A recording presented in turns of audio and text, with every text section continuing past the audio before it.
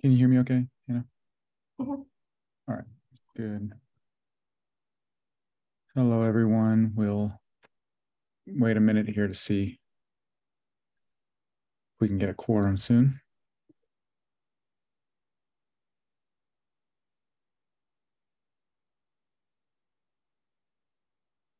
You people were without power. I know Dan Clever sent me an email saying he didn't have power and wasn't sure if he's going to have it restored by the time the meeting started. Yeah. Yeah, thanks for bringing that up, Scott. Yeah, that's a good point. Dan said that maybe others are not having an easy time right now. Should I send an email out because people can call in via phone? Hmm. Uh, so I know Andres, that's what he's called in because he doesn't have Wi-Fi right now. Yeah, if you don't mind, that would be great. Okay. And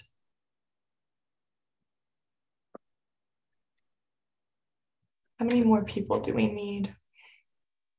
So our total, are we at 16 total members right now? Or are we at 17? Yeah. Well, Let me see. take a look. I always This is the thing. I don't do this before the meeting like I probably should. Four vacancies Remind right now. how many? Four. Oh, okay. All right. That's 14. So we need 8 people. Yeah. 1, 2, 6. I think we're too short right now.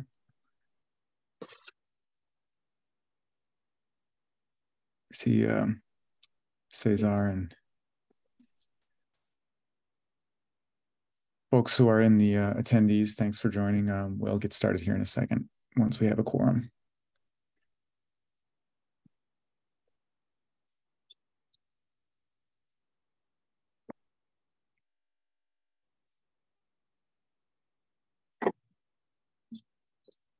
Michelle, I'm trying to see Michelle Sharp. She said that she's here. Um, I am. Somebody just unmuted me. okay. Your name is Zoom admin, so Oh my gosh, that's because I didn't change it from you're good. from the DVC meeting yesterday. Sorry. I'll promote you as a panelist. I was like, I'm not gonna add that person. Yeah, no, that's totally fair. Hang on, let me fix that. You're good.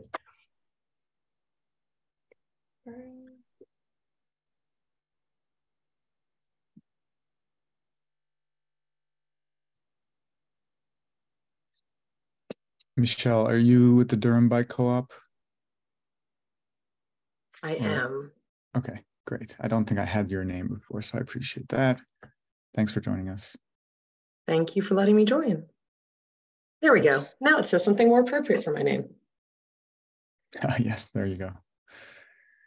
All right, I think we might have the quorum. Is that right, Hannah? Yes. Okay. Just join.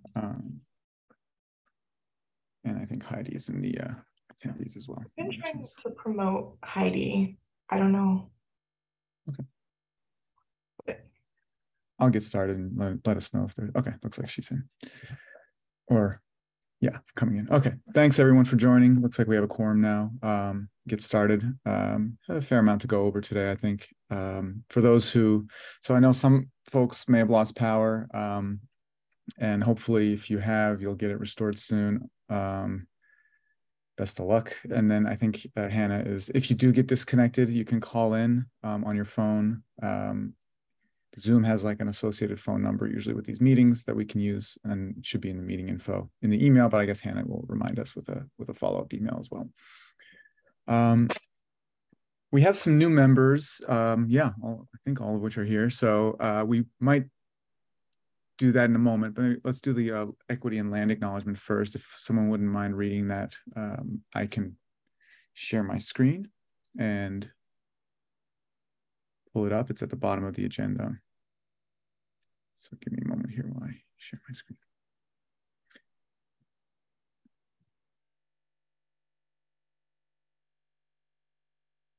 Is anyone willing to read that for us today?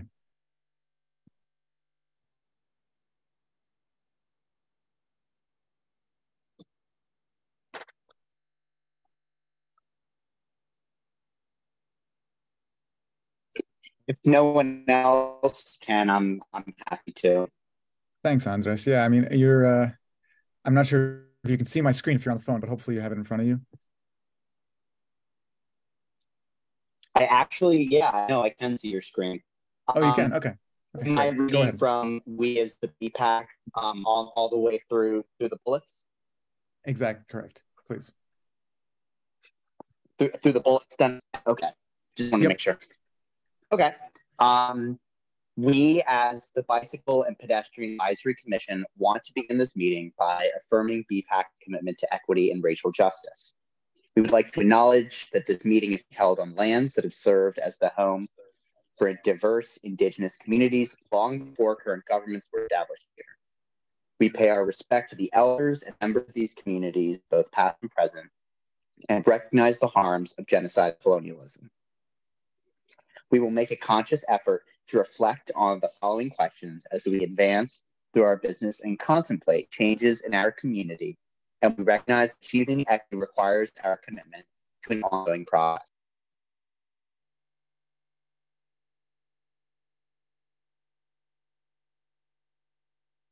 I'd like to note Andres called in on his phone, so he has kind of bad service.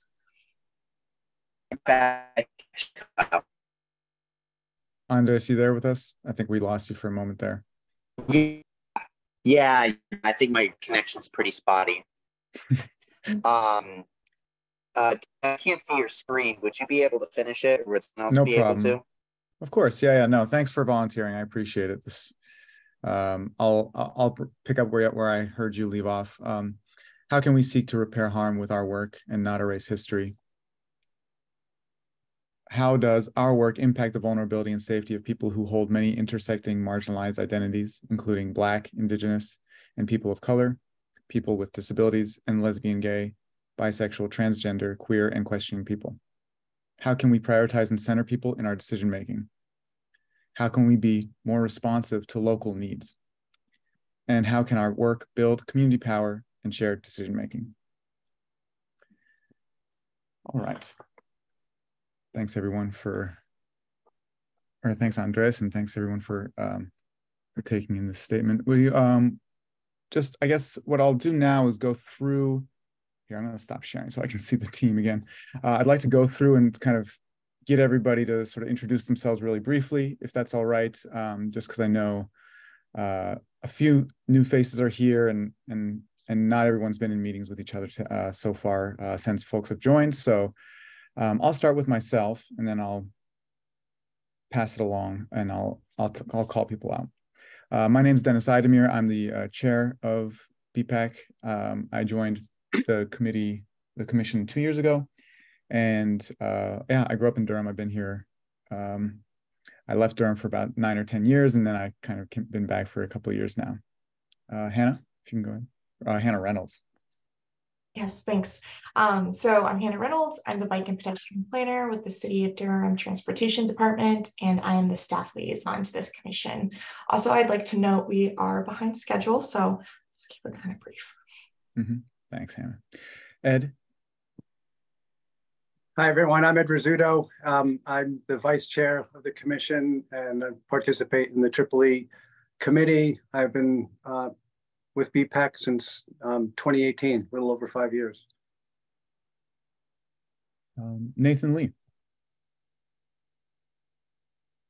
Hi, I'm Nathan Lee. I'm the new Duke liaison, and I am a bike commuter. Most of the time I go into work, it's my bike. Scott Carter.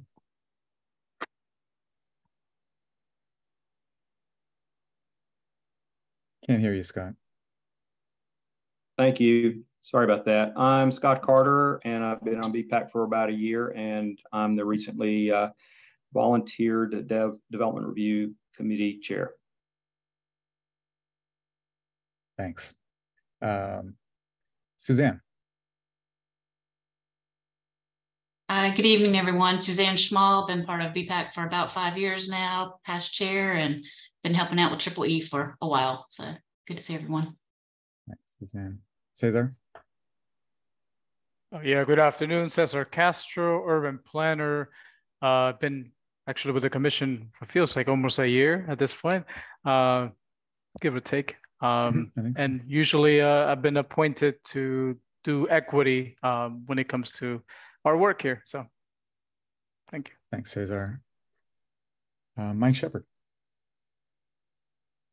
Hi, it's Mike Shepard. I'm been on the committee for a little over 2 years. I am the secretary and try to attend EEE as much as I can. Thanks, Mike. Andres.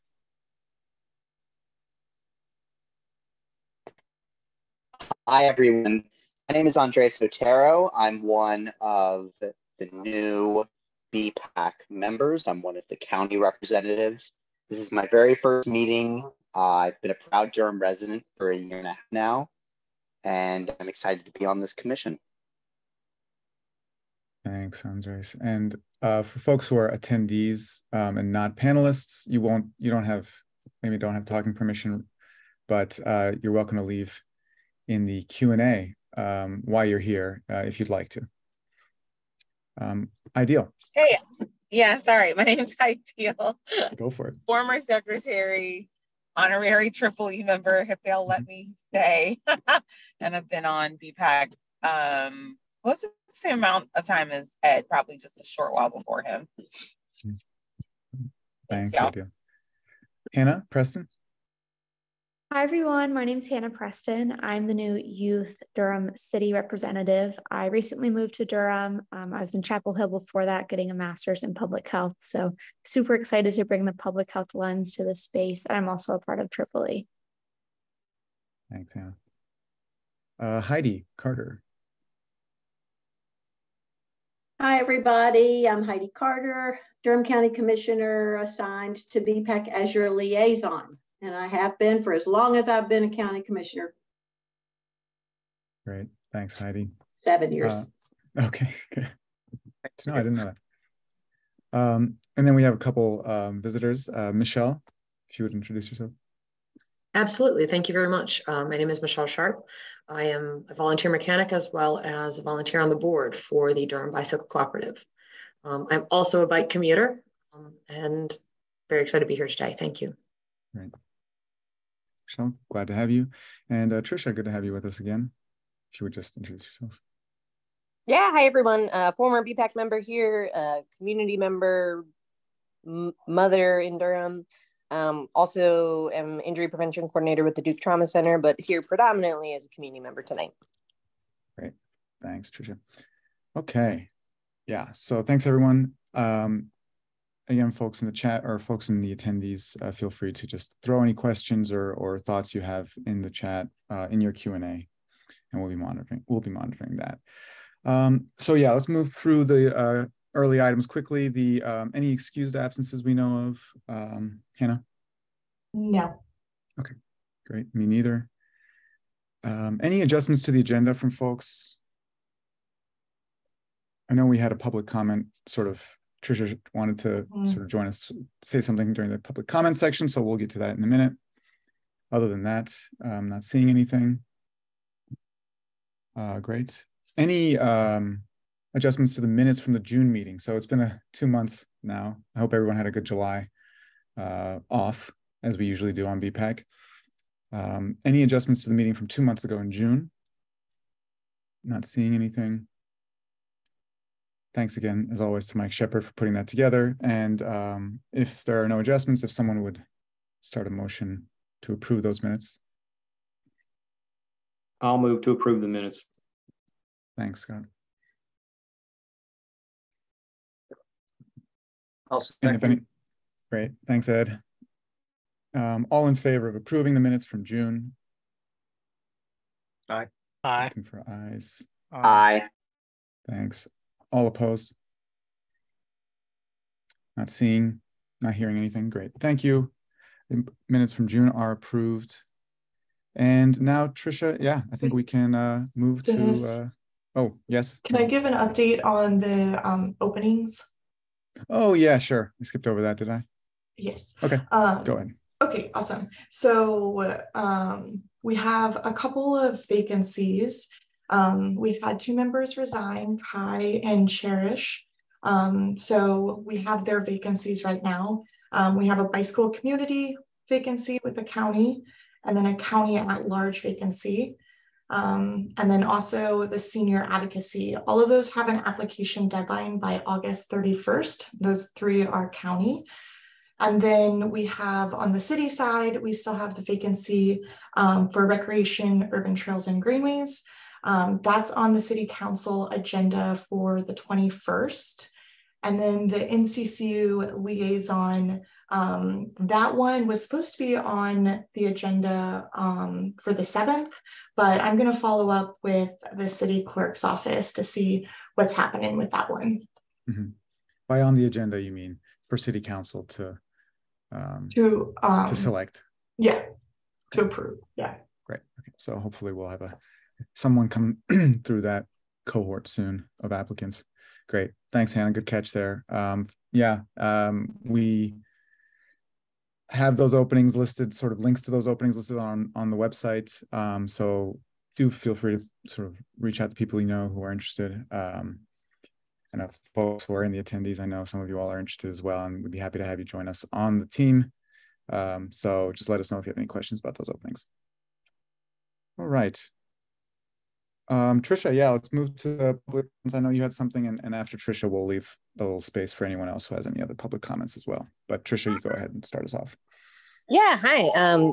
Thanks for letting me hop on. So I wanted to talk to y'all about, and I think Hannah said she sent out the email with some information, a potential like infrastructure bond, or to see if that is a good direction to go with this topic. But I've had conversations with a bunch of different partners from, what's her name? Kristen with DPS, the school system transportation planner, Ellen Beckman over with the county, some other folks with the city, and there's sorry, my toddler's running around.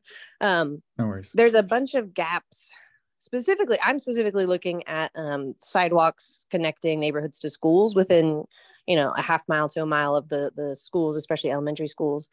But there's also some other folks, like I think folks on DOST have been talking about connections to parks. And I know that, they're redoing the city bike plan and talking about where some of these gaps are. But I've heard that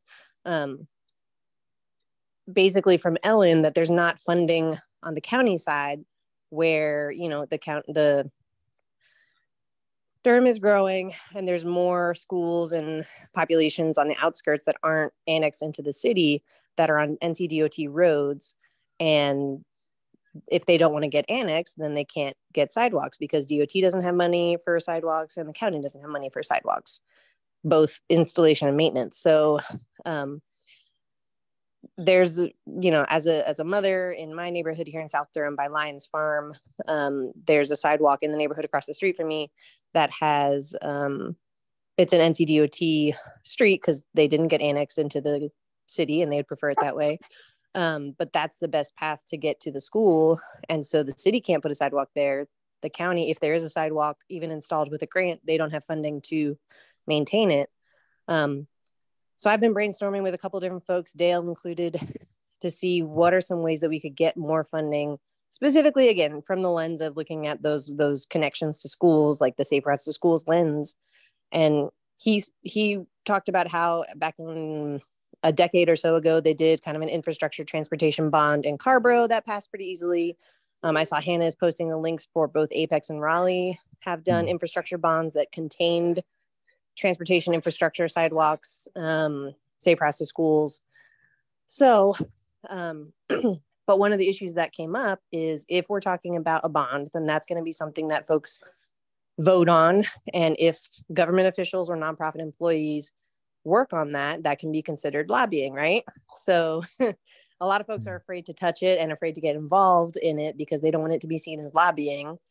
So it's kind of a chicken or the egg, right? How do we get this off the ground without the help of the folks who are in these city offices, county offices, and nonprofits without them being seen as lobbyists? And the other issue is if it's something that the city does and they take it on and they want to put it in the city budget, then that still leaves the county and those DOT roads out of the picture. They don't get funding for sidewalks. They don't get that infrastructure piece. So I bring it to you all as the bike and specifically pedestrian experts in Durham to think through how can we get this funding? Is this something that's already happening in this new plan? Again, from what I've heard, it sounds like this is kind of a gap area. And if we want to look at like Apex and Raleigh with the more recent bonds that they've passed, it looks like they've included a lot more, but they had someone, you know, working for their government saying, here's where the gaps are, here's how much it's going to cost. So we do need someone on probably the government city or county side to say, here's where the gaps are, here's how much it would cost. But again, no one's going to work on that because they might see it as lobbying. So unless maybe BPAC asks them to do it. So I don't know. Wanted to throw that out to you all to see if y'all have any thoughts on what could be done. Do we even think that this is something that's worth pursuing? But it sounds like there's been an ask from several of these partners for some more flexible funding. And Durham is known to approve these things, right? Like last year, the county had the the bond for the museum and Durham Public Schools, and it passed with like 80% approval. So bonds are something that could be done. So wanted to throw it out to you all and kind of start the conversation and see where it can go. Thank you. Yeah, Tricia, that's interesting. I'll say first, this is definitely above my pay grade, you know, professionally, but I'm thinking about it. And if folks have ideas, please speak up, but I'm going to read out the chat just for those who can't follow it. Ideal says that nonprofits can lobby up to a point. They should not give up what they can do. Lobbying is allowed. It just can't exceed a certain amount of a nonprofit's time. Also, lots of things are good advocacy and doesn't actually constitute lobbying. Heidi Carter says, elected officials can ask our staff to explore this possibility. And Hannah Reynolds. Other points from Tricia, like the Raleigh 2017 transportation bond included $2 million for streets and sidewalks, I believe that is. And Carrboro also apparently passed a bond with transportation sidewalk measures over a decade ago, which is probably what Dale was talking about. Yeah, that's interesting. I wasn't able to add the PDF in the chat. So yeah, I can share that. I mean, I can share my screen real quick, just for good measure. These, just to be clear, so we're talking about, these are like Apex and Raleigh. These are examples of bonds that have passed that we think could be good models for something that that might be useful here in Durham, right? Okay, got it. Right, to show that, you know, similar populations nearby have done something similar. I guess my question, and then I'll leave it to others with questions. Yeah, I mean, what if there's a kind of catch-22 about who can start these or sort of push these bonds, push these sort of proposals? Is there an implication here that like BPAC is an entity that can do that? I'm not sure that that's it, or if you're more just asking if we know of entities that could push this. Either or, and it sounds like some of the folks in the chat were saying that maybe, and Heidi, it sounds like maybe the government could, the county could, or some nonprofit entities could. I haven't gotten anyone who's been willing to do it. So again, if it comes from BPAC and BPAC through Heidi says, hey, county, can somebody find out how much this would cost for these county roads that are near schools or parks? And that's the other thing, is how big of a bond would you want it to be? Because none of these bonds were specific to safe routes to schools. They included it, but then they also address other pieces. So if we want to make it bigger, what else would want to be included?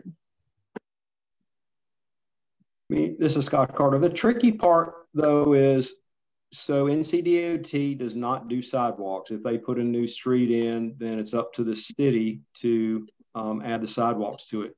And you'll see all the bonds that you mentioned here are cities, not counties. And the county does not have a transportation department. And so they don't do sidewalks in general. You know, you talk to Ellen Beckman, she's the one transportation person in the county. So if the county did a bond, and they wouldn't really have a way to implement it because they don't have any staff even to, like, you know, contract stuff out. So this really needs to be a city proposal, in my opinion. And, you know, and since city owns transportation, the city owns sidewalks, I think that's the logical place for it to go. I mean, the only conflict with that is the county owns schools, and so safe routes to schools likely falls in the county. But once again, so the county could issue a bond, but then I think there would be difficulty in implementing it.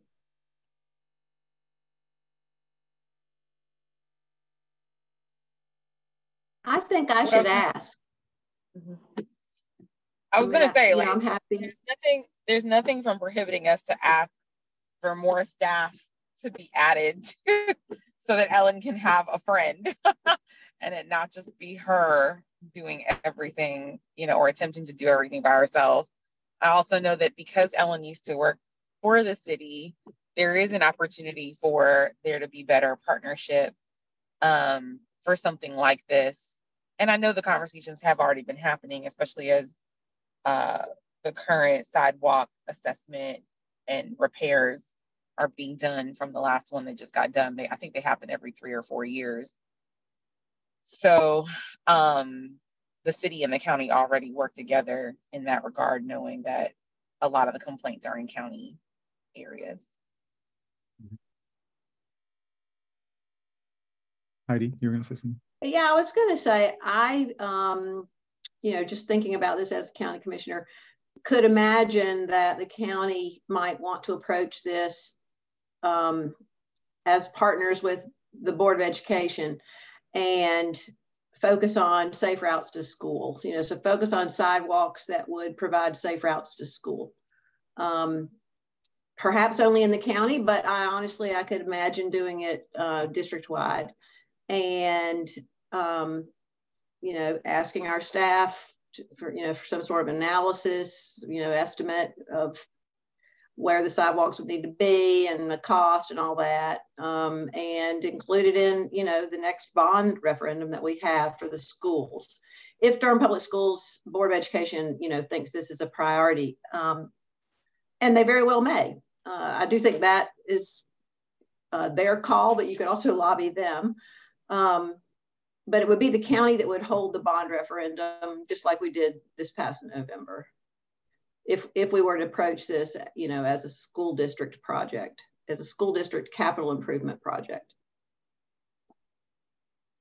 But I guess there's kind of that split, right? Just from what I'm understanding of, like, if you're approaching this as a schools focused project, then the county does seem to make sense. But if it's really a sidewalks, we just know and we also have already identified, I think Brian Taylor knows, a bunch of sidewalks. We all have like these lists of sidewalks in the city that are pending and waiting, like kind of just a long priority list. We get emails every month from people asking for sidewalks to be completed. So yeah, in terms of that divide, if you think there's if there's a possibility of something on the sort of school focused side that makes sense, I'll kind of pull this into kicking it a little bit to a committee meeting. Potentially the PI committee could put together something, I think, that just says we believe X is important. And I think for me, I would definitely be supportive of something that said we should be building sidewalks like within a half mile of all these schools. There's no reason we shouldn't be doing that.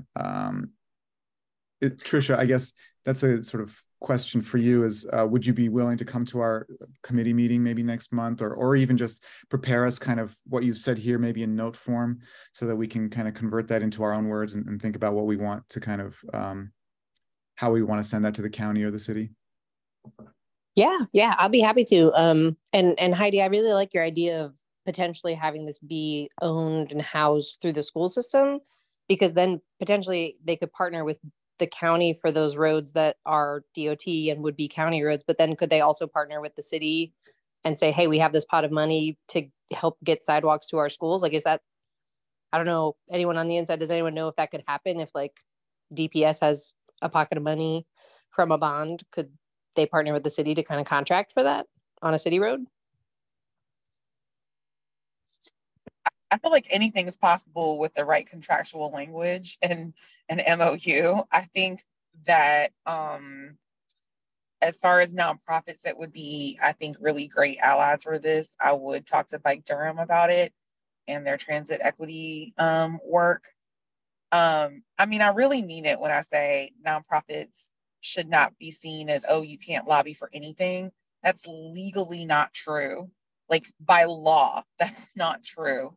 you would have to tip past a certain percentage of your work hours to even become close in danger. But it would be a ridiculous assumption to say these organizations exist without any teeth in their mouth. And that would be like, the nonprofit sector has not been rendered that useless, thank God. So they can, and us as individual citizens, much like what we're saying, whether it's in this committee or in our own respective lives, are allowed to also drop ideas here and there, and do what we want. Individuals can lobby however much they want. Nonprofits on staff time are only allowed to lobby a percentage of their time. But we can do whatever we want as individuals. Yeah, that's well taken. This is Suzanne. I was wondering, I think we had somebody who came to us a couple of months ago or a few months ago from, that was also a community member that was expressing concern about school connections nearby at one of the local schools. I just wonder if that person, we can figure out a way to reach back out to them to engage them in the upcoming PI meeting as well. I can't remember her name.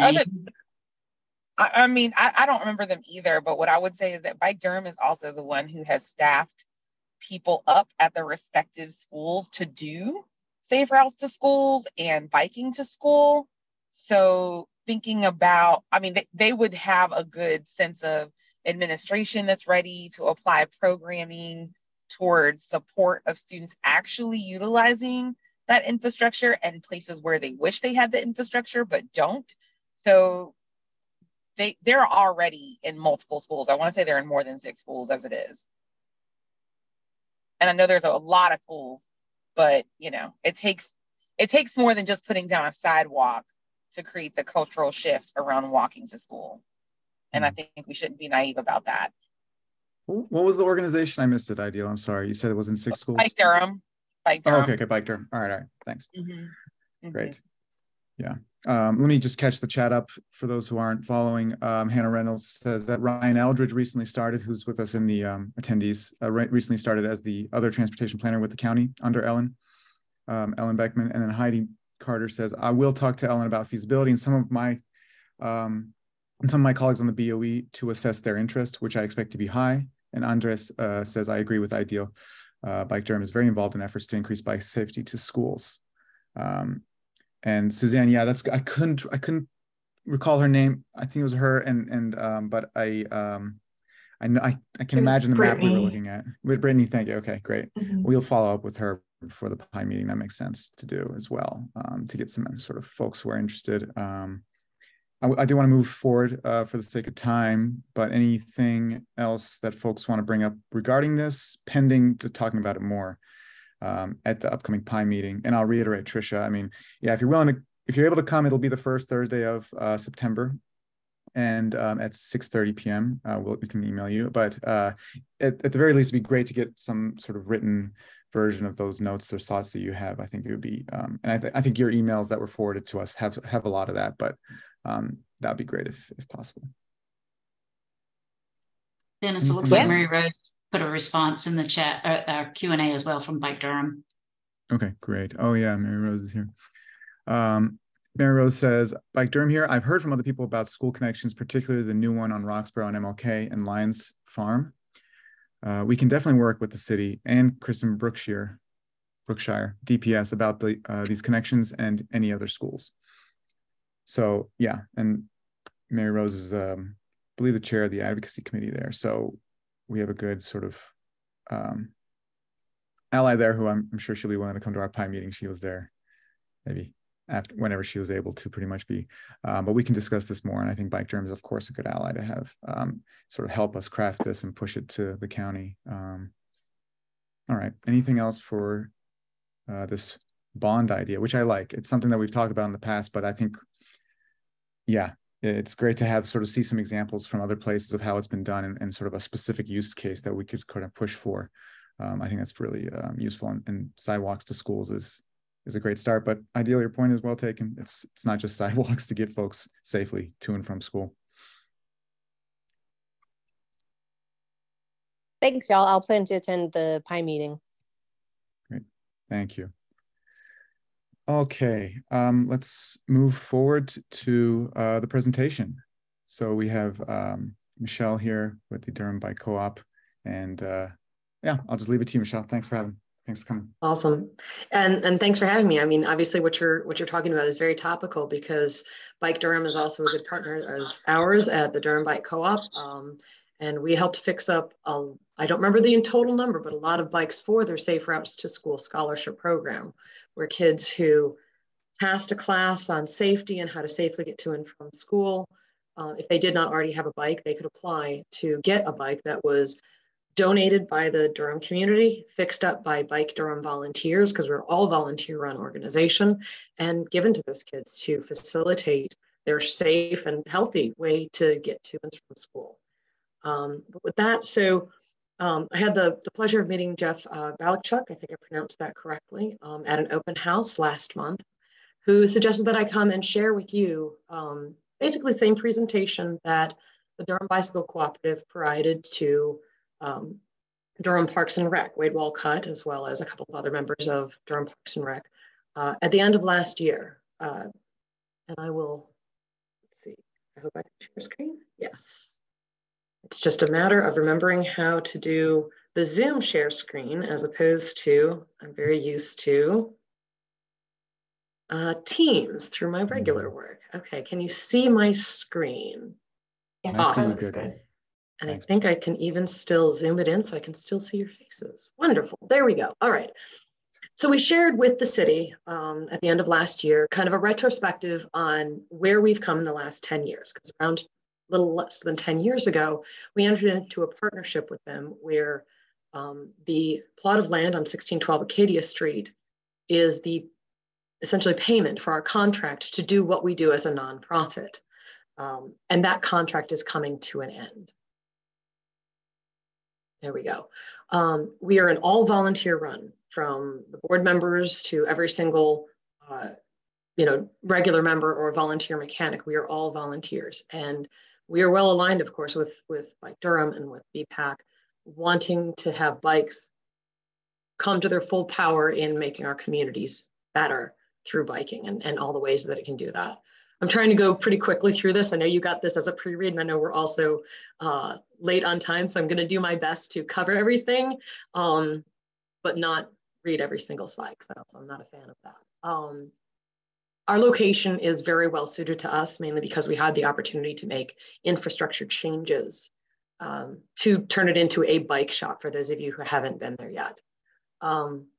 At the end of last year, we were at about 2.5 years left on our contract. Now we're at about 1.5 years left on our contract with the city. And it puts us in an awkward position of, we want to make further infrastructure changes and improvements to the location, as well as know our future of, do we need to start looking for someone else to rent from, or will we continue this really beneficial partnership? Really, it's to help us prepare for the future and be focused on getting bikes to people who need them, as opposed to worried about where we're going to be in 3 years. Bit of a history about how we have served the Durham community. Again, this is a read through, but very proud of the fact that over 1,000 bikes were received and distributed over the last 3 years. And that's basically a good, unintended rolling average that we tend to keep. We actually may be a little bit ahead of that this year. We've already received almost 800 bikes so far this year that we are working through processing, either get them back on the roads or get parts from them back on the roads and get everything else recycled. But we take donations, we make sure people have helmets if they need them, safety equipment if they need them, bikes as they need them, as well as providing that opportunity for learning that a lot of people want. That's how I discovered the Durham Bike Co-op, is I wanted a place other than my garage to work on bikes. And that makes my husband happy as well.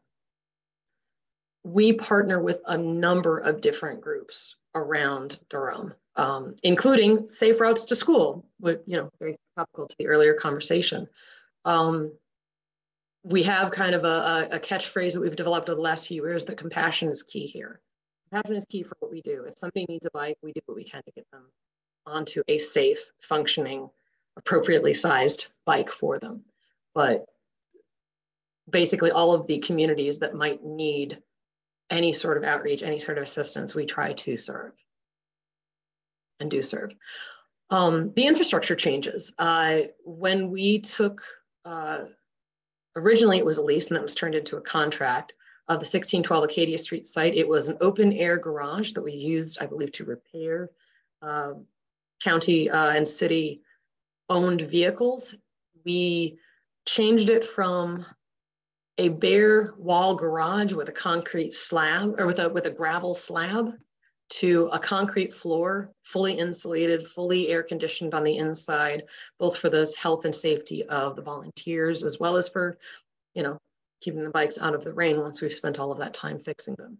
And this is an example of one of our big work days. We work with folks of all ages and from all areas of Durham. We are open to anyone who wants to come and learn, volunteer, or get a slot to work with a mechanic to get a bike.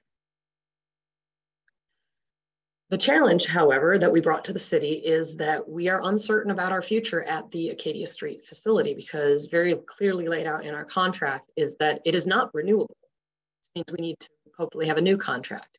And it's not extendable beyond March 31st, 2025. So basically, according to the text of the contract, we are out the door April 1st, 2025, which means any sort of big changes that we want to make to the actual location, we have to amortize over, at this point, about 18 months, which means we can't do any of the real improvements like improving the floor, adding additional storage that we need for our outreach program and the bikes that they repair, and even safe routes to school.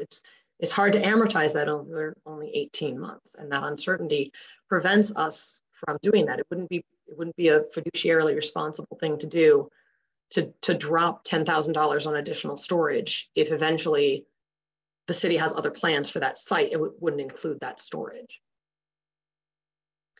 So we made the ask in November of 2022 of Wade Walcott and Robert Jennings and Tom Dawson, who came to the site to tour it and hear this presentation and see how we run things, to help us look ahead and be able to add some structure to our 5 to 10 year strategic plan that I've been working on.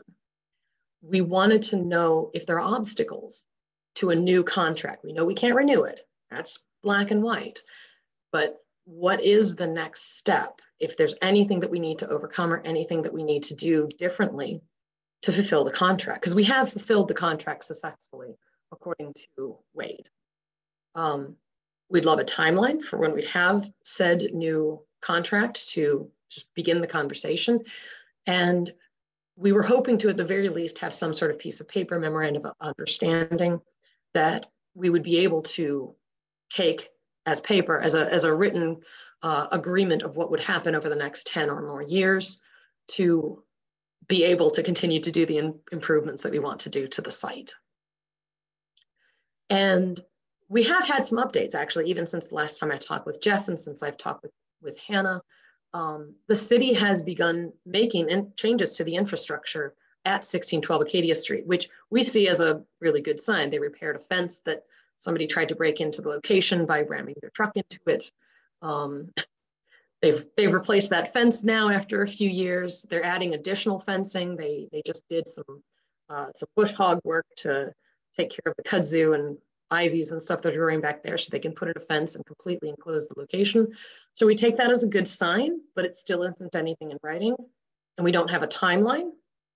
They did also verbally indicate, we had the chance to speak with Wade recently, and he did verbally indicate that currently it's being held up with lawyers, which is probably part of the reason why we don't really have a timeline. If lawyers are currently discussing how long of a contract we can have, I don't think any of us knows exactly how long that might take. So Jeff made the suggestion that I still come before you today and ask for your direct support to say something to the city about the Durham Bike Co-op is awesome. They should either keep the 1612 Acadia location, or if the city has something else in mind, just let them know. I believe Jeff referred to it as being a resolution. I think that is the verbiage that he used, although not working too much in government stuff. I don't know exactly what that means. I'm just parroting what he said. But we really want to continue the synergy that we've had with all of our partner organizations, with the city, and with the community that we've really shown over the last 4 years. The co-op has really thrived at that 1612 Acadia Street location. I mean, we had the opportunity, of course, to make it perfect, but I have a hard time imagining a better location other than exactly what we have here, but put somewhere else. And why would we want to spend the time and money focused on that instead of focused on fixing bikes and getting them into people's hands is my philosophy. The city has other plans. Honestly, we just need to know. If they even want to end the partnership, that's okay. We just need to know so that we can make the right choices for these divergent paths that we're on. Either we continue as we are in this excellent location with this excellent partnership, or we look for a new landlord. You know, we look for a landlord. We look for a rent that we can afford in the city that still is accessible via bike path. I mean, 1612 Acadia Street ends at one of the Ellerby Creek spurs. So talk about bike accessibility to our location. I regularly bike the 10 miles from the RTP down the tobacco trail to the co-op to do my volunteering mechanic work. So with that, I'll end on some great pictures that you also got in the PDF handout that I left. So if you want to see them bigger, you can see them there, especially those of you who are on your phones today. But it's a really wonderful location. If any of you would like a personalized BPAC tour, I will be happy to facilitate that through Hannah. We just need to work our schedules because I have keys. I can take you in there anytime that it's appropriate. If you want to see the location and see what we've done and really see, because we still have that picture of the original location, really see what it looked like back 10 years ago versus what we've done with it. That was it. Okay. I think, did I get us back?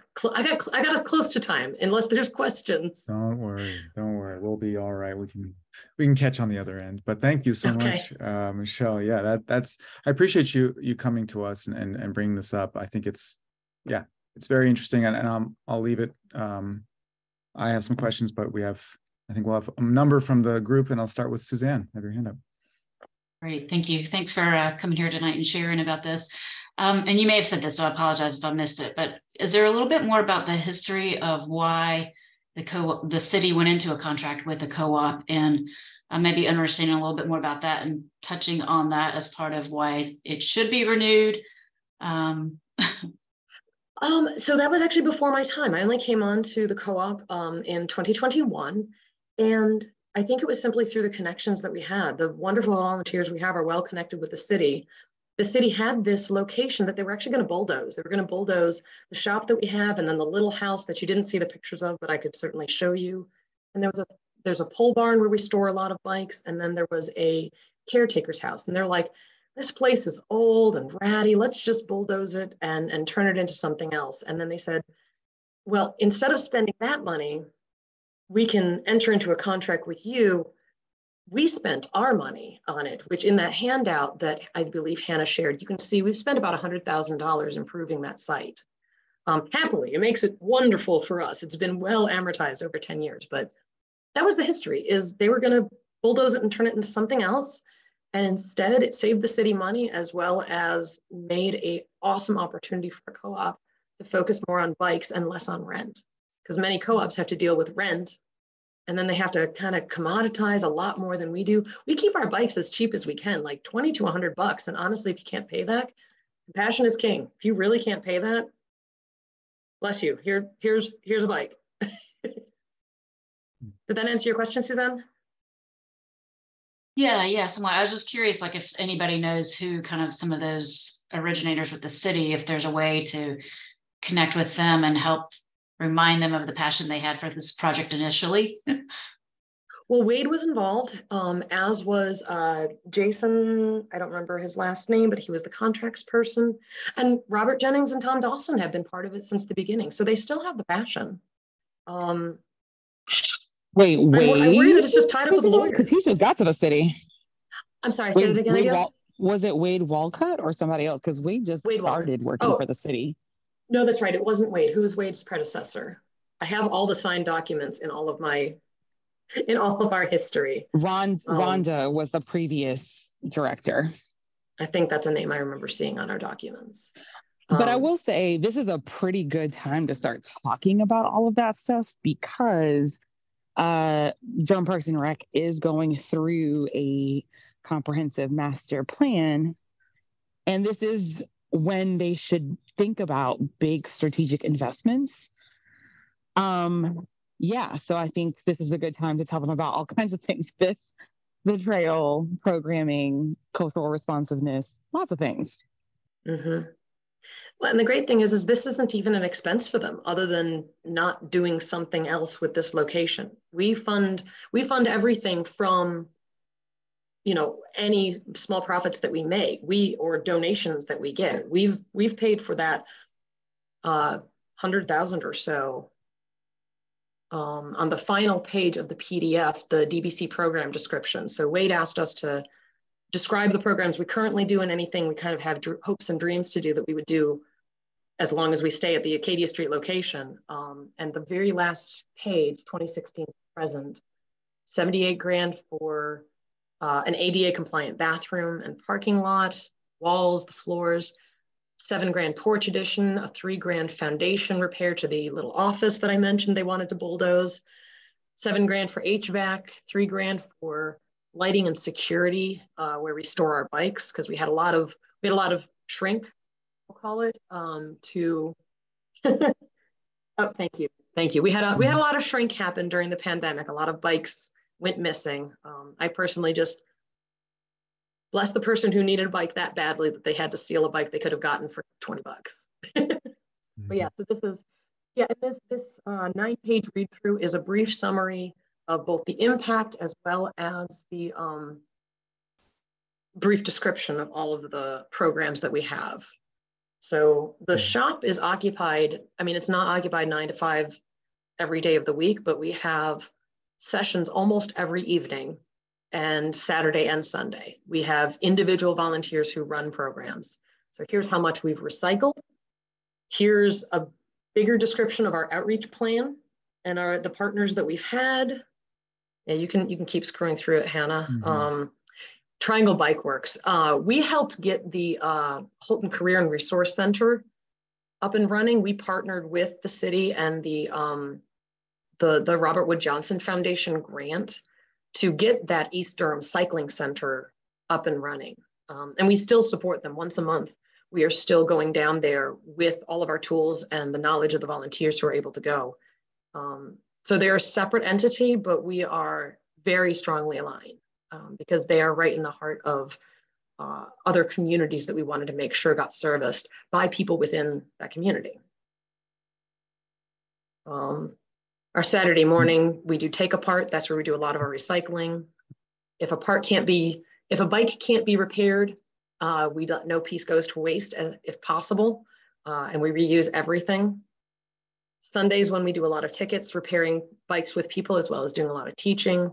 We have 2 open DIY shops, one that's just come as you are, and the other one that is specifically for marginalized genders. So for trans people, for women, for intersex and gender nonconforming. I have the honor of being one of the co-leads for that. We have one person who just likes to work one-on-one with people. So he does one-on-one tickets to repair things. This potential program, the mobile bike clinic, we actually do have up and running. If you come to the shop, I will show you Bumble, which is an electric tricycle that has cargo up front, and we can have 4 mechanics working out of Bumble repairing people's bikes. And so we literally take it on the road by bike and do those mobile bike clinics. We work with REI, they're one of our partners, and I haven't gotten this one up running, but we want to do like general education of ABC bike maintenance, because there are many people that think their bike is broken just because it has a flat tire. And such a small thing to teach someone that then they can not only fix theirs, but fix others. Sorry, I can talk a lot longer about the bike co-op, but I want to be respectful of your time. No, you're fine. Thanks, Michelle. I wanted to bring it up just for folks so they saw what PDF we were referencing. The commission received this in an email, but for those who haven't, just let us know if you want to see it. We can forward it to you. Ed, you had a hand up, but down. Any questions? Yeah, I'm just a curiosity. Thanks for being here. I was impressed. I think you said you've given away or distributed about 1,000 bikes over the course of the past 3 years. That's pretty impressive. I'm curious, how do you break that down between adults and youth? That is on the sheet. let me read off of it. Let's see. So in 2019, it was 230 adult bikes and 150 youth bikes. In 2020, it was 148 adult and 163 youth. In 2021, it's 217 adult and 177 youth. So each year we track adult versus youth bikes, whether they're going out from the shop or from our outreach programs. And we track that every year. It's easy once you use a square point of sale type thing to track metrics like that. And we do one of these progress report cards every single year. So yeah, I thought I'd updated this with 2022. Are the free bikes need-based essentially? Is that the kind of criteria for who gets the free bikes? So kids' bikes are free. If a child's parent is a member of the co-op and they need a bike, kids' bikes are free because gosh, they outgrow them so fast. It hardly even seems fair to charge $10, right? We allow the individual volunteers who are running the shop to make the call if somebody really is hard up and needs a bike. But in general, you know, we point them towards it's only $20. The ones that are given away are given away at less than cost. Our partner charities that we work with through outreach, they are the ones who make the actual assessment of if the refugee needs a bike, if their child needs a bike, and same thing for safe routes to school. I believe we sell those bikes for only $10, which just covers the repair parts that go into it on average. They have their own metric that they work with the school to determine if that student has need for the bike. So we try not to do a lot of the evaluation of need, but we base it off of heart and compassion and, you know, that interaction with the person. Do they really need a bike, or, you know, what we do our best. And as I said, compassion is key. Sure. Yeah. That makes sense. I want to kind of move it to the sort of, in a way, the material ask of what you're here, and which is like for some support from BPAC for, I think, a timeline, right, from the city of Durham about this. And Suzanne, you brought up a good question, like who are the main people that have the sort of ability to provide that timeline for you? It sounds like if there are lawyers involved, that could be uncertain, but does anyone sort of on the call have thoughts about or any concerns with BPAC providing support for something like this? Yeah, I'd leave it open for members to speak up if they have thoughts on that.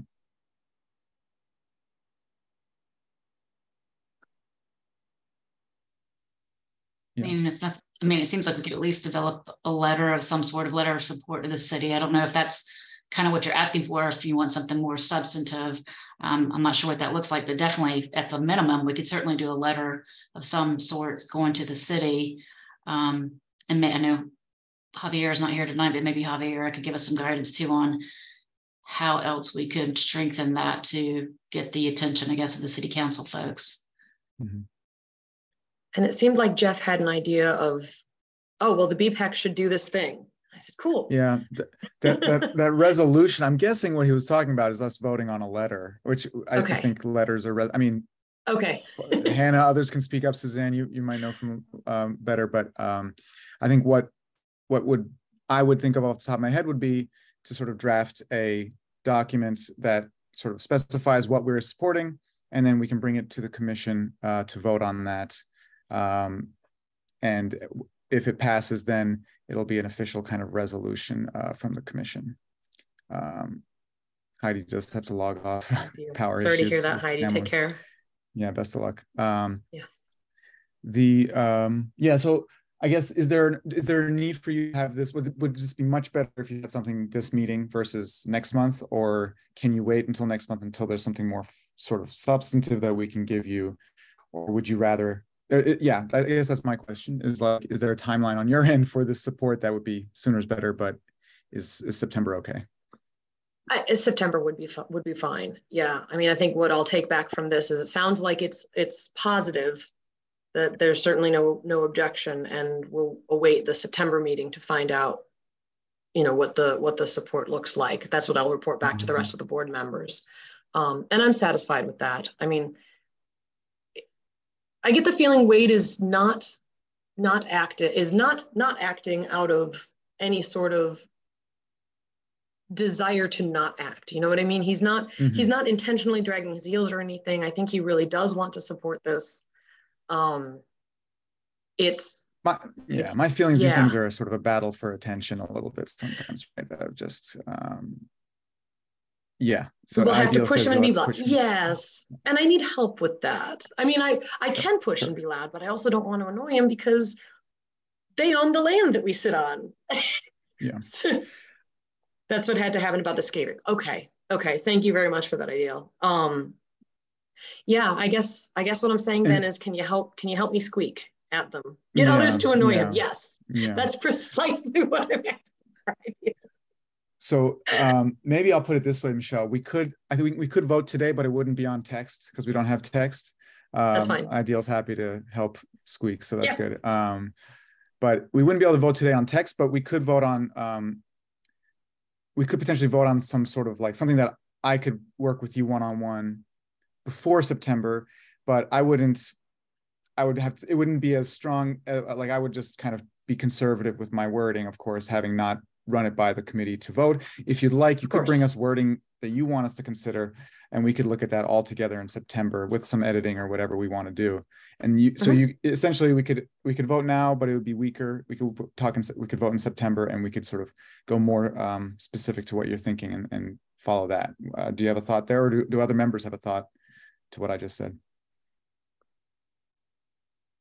Suzanne, Yeah, I mean, not necessarily a thought to what you just said, because I think those are good suggestions and some next steps. Just wondering, and again, just putting this out there, I don't know if it strengthens it or not, but again, like adding on other commissions like open space and trails, like does that kind of help strengthen that? And do we maybe do a collaborative letter to the city council that might help strengthen that, or at least show that there's more voices than just ours, like the balloons, Dennis. Sorry. Was that intentional? I'm on like a new version of the OS. That was not intentional. I'm sorry. I think I can do weird stuff like this. That was great timing for it, though. That's great. Yeah, that's going in the recording, isn't it, Hannah?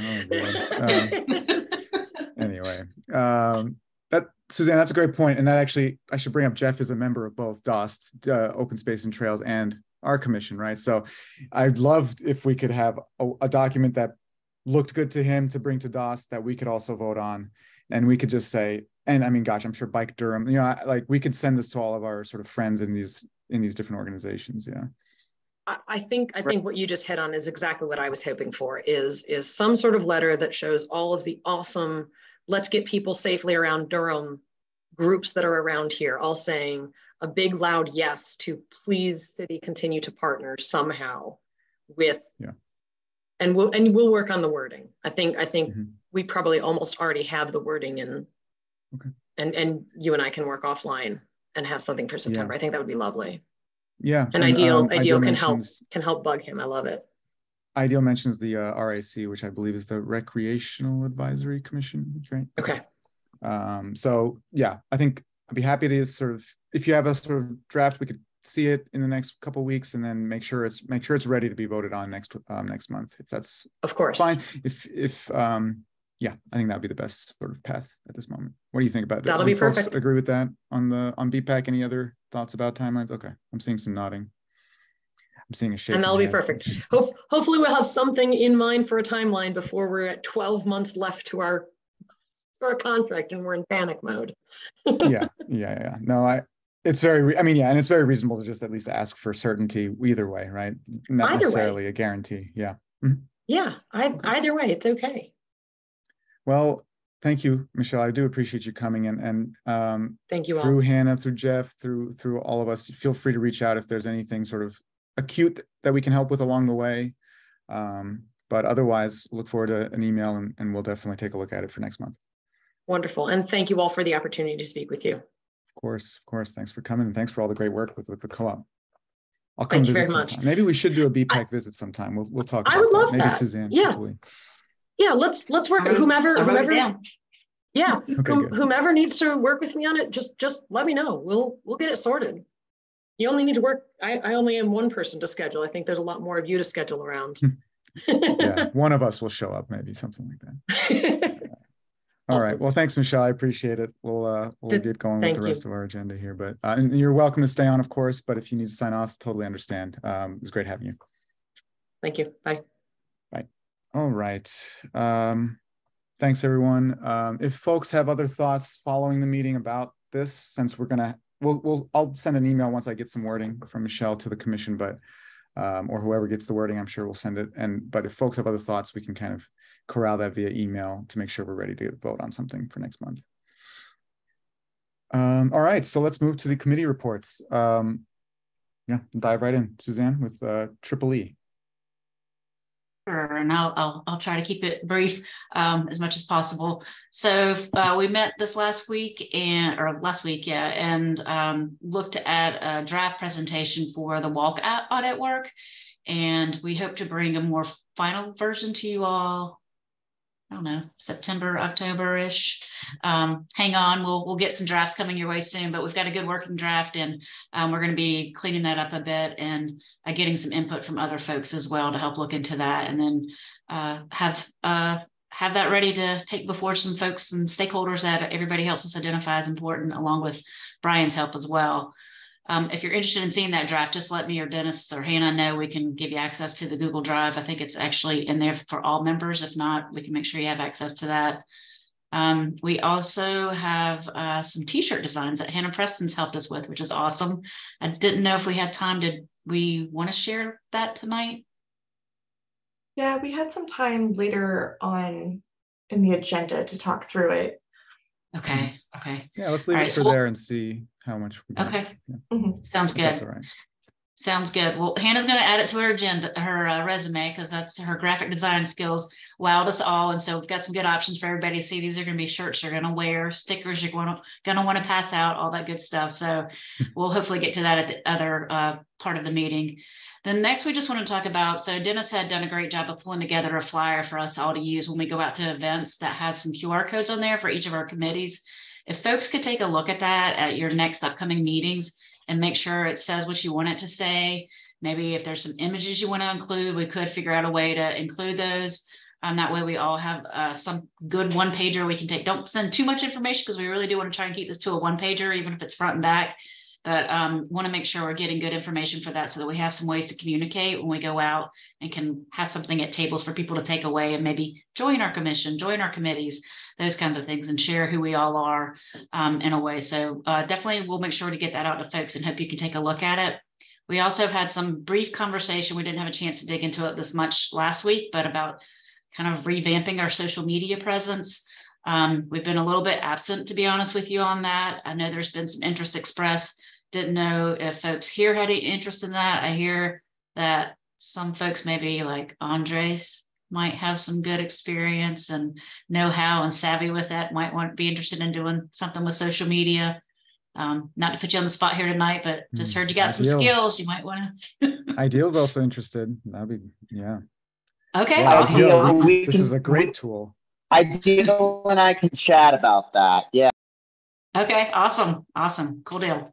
All right, that'd be great because we've it's kind of gone down a little bit, so it'd be great to have some folks re-energize that. So thank y'all for taking a look at that and thinking about that. And then we had a couple of other things we'll say for our next discussion. There's not as much to share with the group about other communications, but we'll update you later. One thing I did want to follow up with the group though is I reached out to the Healthy Mile Trail folks, and they have an event coming up on September 8th and are looking for us to help with some cleanup and some fresh paint. And we'll be along with some other groups. I think she said Durham Parks and Rec is going to be helping, and some other groups too. So we'd be in good company. I'll send out some information about that once I talk with her more, but it'd be great if some of us could go and join that cleanup event and help with the Healthy Mile Trail on September 8th. So I'll send more information, but just wanted to put a plug for that tonight. And then lastly, yeah, as Michelle was just talking about this Saturday events with the take apart events, I thought that might be a good activity for Triple E to go out and maybe engage in some hands-on experience, learn a little bit more. There might be some other opportunities too, but and folks might have some ideas, but yeah, let's definitely keep that on the radar too, for either a full BPAC meeting to go there, folks who are able and interested, or certainly Triple E can help coordinate something too. But yeah, that's it for now. Any questions or anything anybody wants to add? Maybe we can follow up with Andres and Ideal after about social media. The note from the meeting that I just wanted to take away also was like, we have an email list that's pretty sizable. I think we have like over 100 emails now. And I think it can grow as we continue to sort of get emails from folks at events. So I think that would also be looped into this kind of social media outreach, kind of how we engage with the public. So love to hear what other ideas Ideal, Andres, or others have. But yeah, we can sort of start an email chain for that. I put in the chat also the Healthy Miles Trails website in case anyone wanted a refresher on what that was. Thank you, Hannah. Okay, all right. So Dan is he still here? No, he couldn't. So Dan was one that had a power outage, and I think he was with us for a few minutes there. But I think Scott, I believe he spoke with you that you could give us a DevRev update. Yes, I can. So DevRev is going through a little bit of restructuring, trying to make our efforts a little more efficient. And so what we're doing now is, I guess right now, Hannah is the gatekeeper, of distributing development review plans as they come in from Alexander. And so sort of like a round robin thing, hopefully people on the committee will pick these up and spend time offline going through them and then bringing a summary to the DevRev committee meeting, so that then if they have questions or just want to run by the highlights and get a head nod that yes, this looks right, then we're trying to use the meetings in that way, as opposed to having like a group review with pulling up all the documents and pulling up maps and street view and so on. So we reviewed about 4 or 5 of the development plans or site plan development plans that came in, and one of these was on Rose of Sharon Road, and it was 7 or 8 acres, and it was about 40 to 50 units.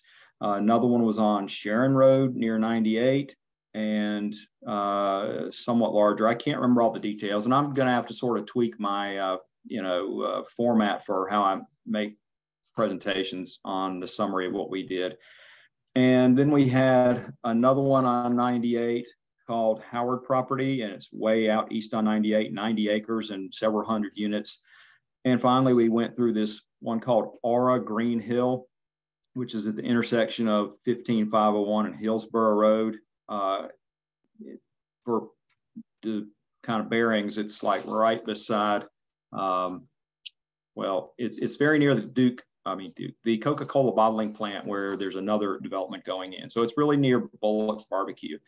And this is going to be a big one in that corner there. I don't remember exactly how many units, but it does have challenges of being on Hillsborough Road with very weak pedestrian and bicycle amenities. In fact, there was a person crossing Hillsborough Road and got killed there in the last few months. And so that one has some obvious challenges. So without going through them in any more detail, we are frequently suggesting multi-use paths beside some of these developments, especially the more rural ones like on 98, where it's not likely, since these are state roads, there's going to be any real sidewalk implemented. And most of the developers are willing to put multi-use paths in. And so we're often now trying to get them to be 12 feet wide and also to have a buffer between the multi-use path and the road so that it's not right up against the road. We're also on several of these suggesting roundabouts, and there's certain intersections where the new development and existing roads have where a roundabout might be appropriate fit for that. And so that's a suggestion on some of these. We also have been suggesting raised crosswalks so that pedestrians are at the same height as the sidewalk and have safer and easier crossing there. And then obvious things like adding ADA ramps at intersections, putting in pedestrian signals at intersections, and so on. We also had some that were on the bike plan for bike lanes. And so we're suggesting that everywhere that, we have the opportunity for that too. So those are the kinds of things that we're doing, the kinds of plans that we've been looking at. And right now, I think Brian Hawkins and Landon Baucom, they reviewed several. And I think, Dennis, you reviewed one or two, and I reviewed one or two. And so we have about 3 or 4 of us that are reviewing these plans. We welcome anybody else who's on BPAC that isn't really working actively on a committee to join our committee. And the other thing that we spent time on was we have a cheat sheet, which means it's sort of like if you see this in the development plan, then we should ask for that. And if you see this, like intersection, we should ask for that. If you see, and here are some places to go look on the comprehensive plan or on, certain trails plans or whatever. And so we're trying to make it somewhat mechanical so that people don't have to be transportation planners in order to be able to go through these plans and be able to figure out what the recommendations are. So I think that was one of the things that Dan Clever in trying to turn over the reins to new folks on the Development Review Committee. He was trying to make sure that it was as canned and sort of mechanical as possible, so that it was easier for people to get up to speed and be proficient with it. So that's it. Thanks, Scott. Yeah, I think that's well covered. Dan, I'll just throw it in. Dan his term is ending at the end of this month, I guess. So hopefully he'll join us again before the end of the meeting. But and Scott, at our last DevRev meeting, was sort of, everybody's quite busy, of course, and reviewing plans actually is in a way the meaty work. It takes a fair amount of doesn't take necessarily a lot of time with teaching. It does take a little bit of gumption to sort of find the right documents to look at and just kind of figure that out the first couple of times. But Scott was very willing to sort of help kind of transition and be the new chair for DevRev, at least for now. And at the end of the year, we can always reassess things. Or if other folks are really interested in DevRev, I'm sure Scott would be willing to talk with you about how you can help him out or share responsibilities. So thanks to Scott for helping us there. And thanks, of course, to Dan. So it's been, since I joined, he's been DevRev chair, and he's been the person who's been reviewing the plans. Honestly, I think we follow him as he reviews the plans. We suggest things, try to catch things that he might have missed, but we don't often do that. And so this is, I think it's been nice to see the last couple of months, and Hannah remarked on it as well. Hannah Reynolds on, wow, we're starting to really pick up a volume here with reviewing these developments. So that's a really exciting thing to see. So thanks to everybody there doing that. And yeah, the more the merrier. Okay, so for PI, the pedestrian plan, I'm reading it off the agenda and I'm misunderstanding the acronym. It's the Plan Implementation and Evaluation Committee, and I'm going to give that report this month as kind of the sort of placeholder chair, just because Mike Mormon, who was the chair before, his term expired in July or June, at the end of June, I think. And so we met, and let me pull up my notes. So we mainly discussed the NCDOT resurfacings for 2024. That was kind of the bulk of the time.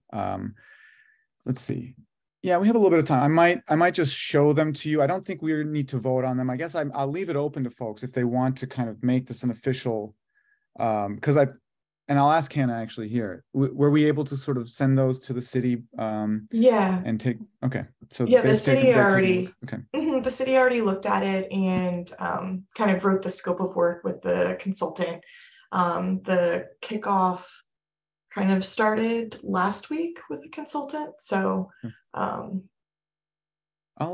share my screen and just kind of walk through it. I won't read in detail. I guess I'll leave it to those who, if folks want to ask questions about it. But I do want to sort of, for those who weren't there, just for them to know that what we've been going over and and just what the sort of resurfacings are.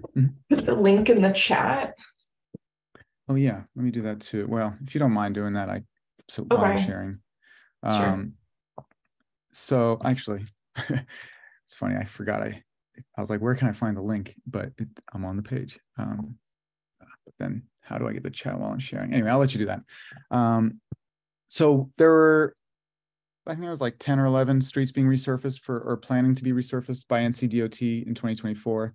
And this is kind of an opportunity for us to provide suggestions to the city to hopefully, as Hannah was saying, have a consultant come in and sort of put in some new, or like trial some new designs that could be used and implemented in the resurfacing by NCDOT. So there's kind of this tiered approach. I think it's a little confusing. We are kind of giving suggestions to the city about what the city can design for these NCDOT resurfacings. And correct me if I'm wrong on that, Hannah. Yeah. But go ahead. I was going to say, so basically we have a list right now of the different streets that we know NCDOT is going to be resurfaced this next year. And so right now, since we know this list, we don't know the city's resurfacing list yet. We're still waiting on that. We are in the works right now of developing the scope with the consultant. And so our engineering team wanted to make sure we had BPAC's comments of what BPAC wanted to see on some of these roadways. So for the scope of work for the consultant, we made sure to say, like, this is what the community so far wants. Make sure that this is included in your scope of work for the price and all of that type of stuff.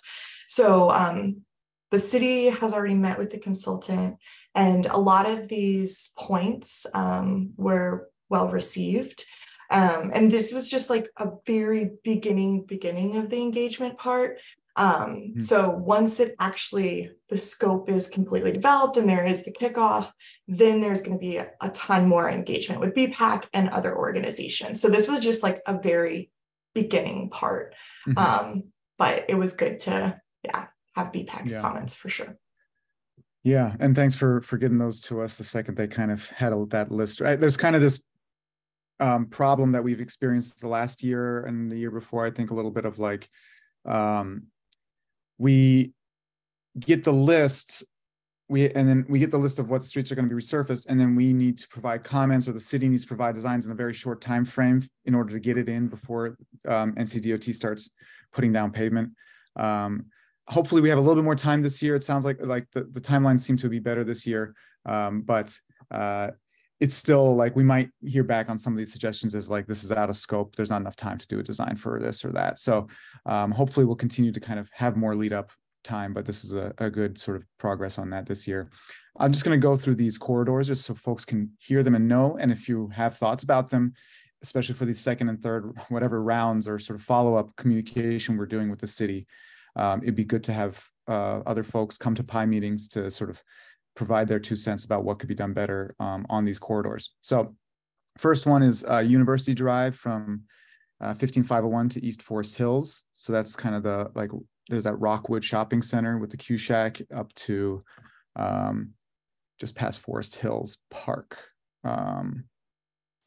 That we had a number of comments for that. It's a tough area. There are no sidewalks there. And we had a few people actually from the public too, I believe, and then Andres also lives around there, I believe. So we had a few people who knew that area quite well and also had a lot of opinions about it, which we all agreed with. We just kind of tried to sort of prioritize them and make those sort of put some things that we thought really could happen, and also make sure that we mention the things that need to happen, even if they don't happen in this resurfacing, like sidewalks. Sidewalks are going to probably be out of scope, but we want to make sure that we don't miss an opportunity to mention that this is it's a travesty, right, to not have sidewalks where there's so many people and then there are some walkable places near there that aren't accessible to the residents.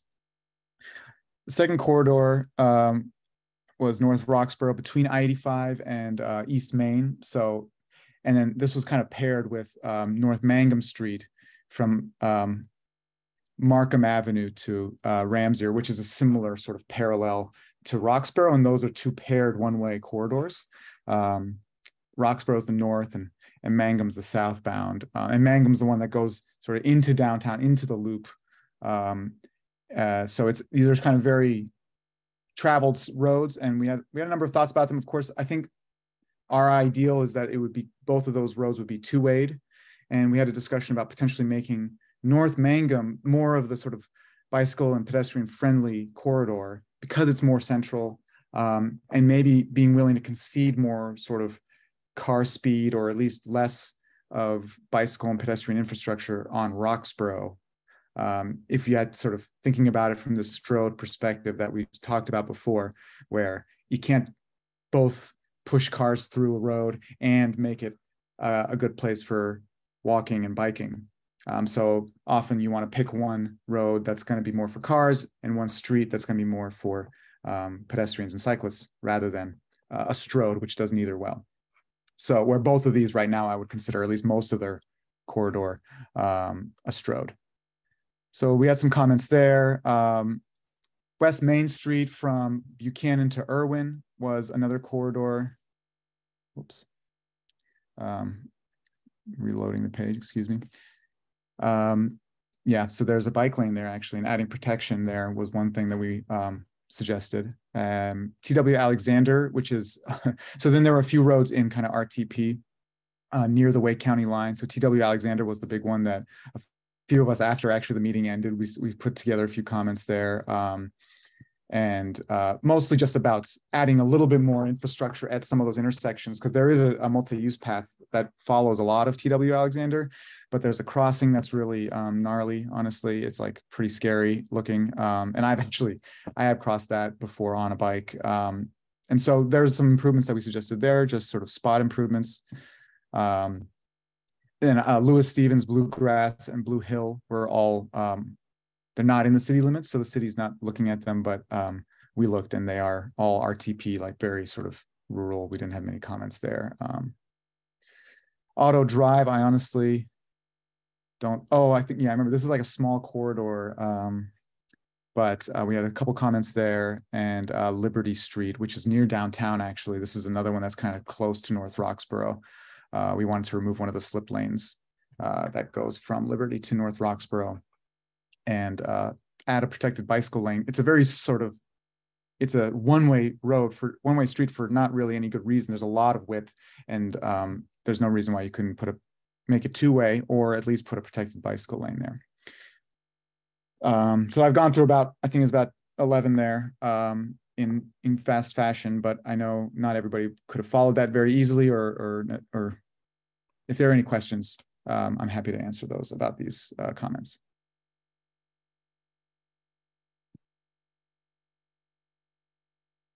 And I don't think it's kind of hard for me to see if there are hands up while I'm sharing, but I don't see any.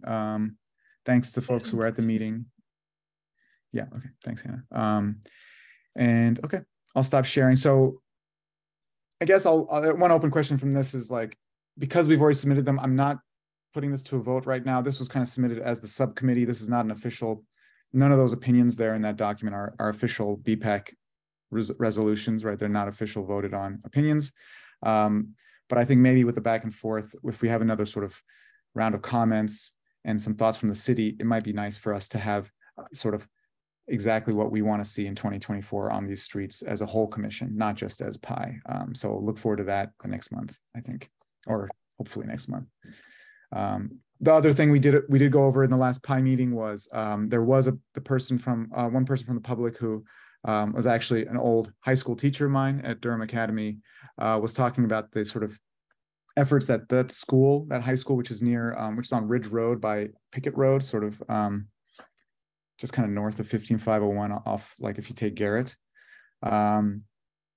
They sort of have some money and some structures, or essentially they have like some local initiatives within the school to try to improve their CO2 output, like think about climate change and sort of their impact as a school. And one of the big outcomes of that initiative is to think about how can we improve the way both students and faculty get to the school. And Pickett Road is like most sidewalk, but there's a little bit of missing sidewalk on some portions. And there's in theory, those are areas where there could be some good bicycle usage, we think. So that was nice to hear comments from the public there. And we asked sort of, Tina Bessius was the person who was visiting, and we asked her to keep us involved if Durham Academy ever has sort of specific things that they think they could support. There was an example of a right-of-way for a park near there, Shady Creek, I think it was, that has a right-of-way that hasn't been paved, and maybe the school could help with that. So that's a discussion that hopefully we'll keep alive.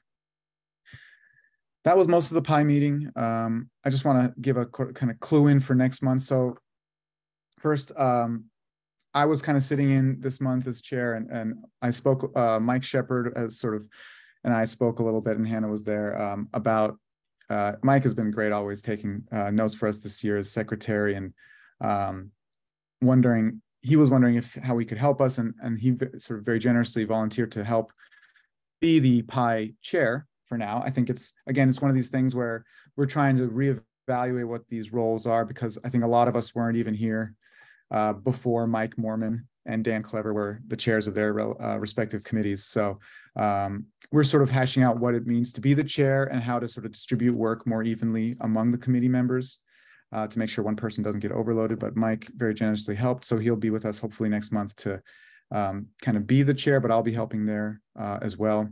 And we want to go over mainly the UDO update that was expected this fall. A lot of actually what Scott was saying regarding DevRev, those types of comments that we've left and the things that are in the cheat sheet are the kinds of things that we think could go into the Unified Development Ordinance, which guides how developments, what codes developments have to follow, or how developments are implemented in Durham, right? So if we're saying every time that you need to build a raised crosswalk at these access points, or you should be building a signalized pedestrian intersection on all your adjacent intersections, that's also something we should probably consider recommending for the updated UDO. So PI is going to talk about that next month, and I would love it if folks who have thoughts about what could go or what should go in an updated UDO could come, or at least send an email, and we can kind of try to corral them. I'll send an email soon with like an initial short list of some ideas. I guess we'll talk about as well next month the bond measure maybe, and see if there's something we can do there that Tricia brought up. And that's about it for PI, I think. Let me know if I missed anything for folks who were there. No, I think that summarized it pretty well. Great. For the sake of time though, so the county update, I added it in the chat. There's a new stipend program for BPAC members and just all commission groups. So if any members that are county appointed are interested in taking part in that, definitely look at this website page and let me know if you have any questions. It just rolled out today, like at 3 o'clock. So, but now this means you can be compensated for meetings, this meeting, and going forward. That's the only county update I know. And I didn't receive any city council update from Javiera. Yeah, that just to give it a moment of thanks to Heidi, at least on the record, even though she's had to sign off, for taking that on so quickly. We brought that up a few months ago, right, on BPAC, and I'm glad. It sounds like there you go, some direct impact right there. Hopefully the county folks and the other commissions as well will see a good impact from that. Suzanne and Ideal to give their support to that incentive. Mary Rose just said in the chat, I do want to give this voice. I couldn't tell if these were added in those lists, but if there are opportunities to reduce the curb radii on some of the intersections along the resurfacing projects, they might be good to consider before any designs are made. Even if the curbs aren't physically altered, as they may be out of scope, restriping or other visual aids could give the illusion to reduce radii and be just as effective. Yeah, I think that's a great point. I think that's something that we kind of, we might not have like systematically done. We did look at it at a few places, but I think there might be a way to sort of, anyway, with the city, I'm thinking about developments now as well as the resurfacings, but ways that we can kind of encourage a sort of the low cost curb radii reduction, right? You can just do paint, or you could do paint and just reflectors, right? Gosh, little things can help a lot, I think, even if it's not concrete.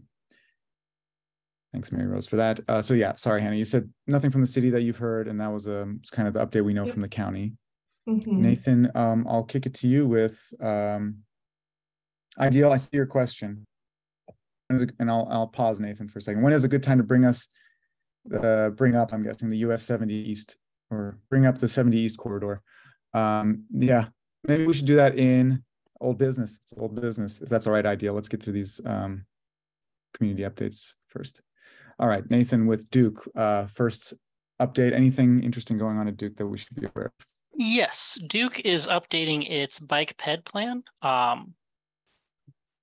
They did a bike ped plan back in 2017, and it kind of didn't get a lot done. So they have rehired different consultants to basically, they're not redoing the entire plan.